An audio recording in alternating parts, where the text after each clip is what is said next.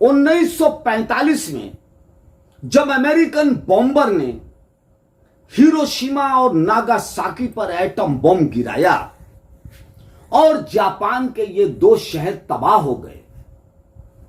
तो वहां के राजा इंपेरर ने अपने देश के नागरिकों को यह एडवाइस दिया, यह सलाह दिया,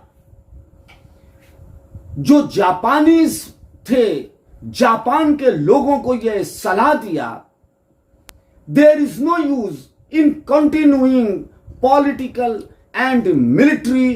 कॉन्फ्रंटेशन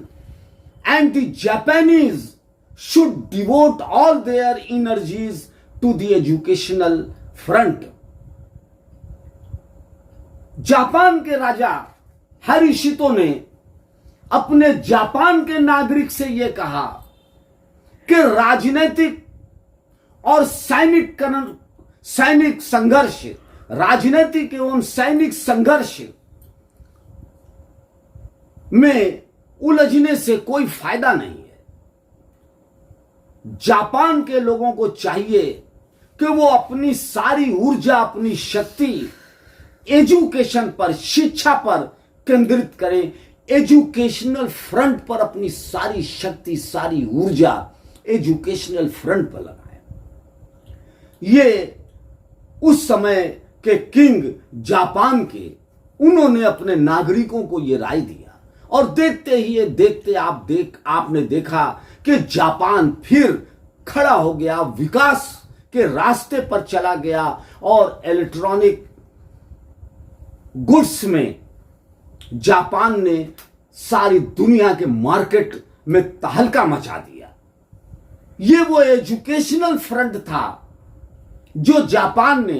एटम बम गिरने के बाद खोला और वहां के नागरिकों ने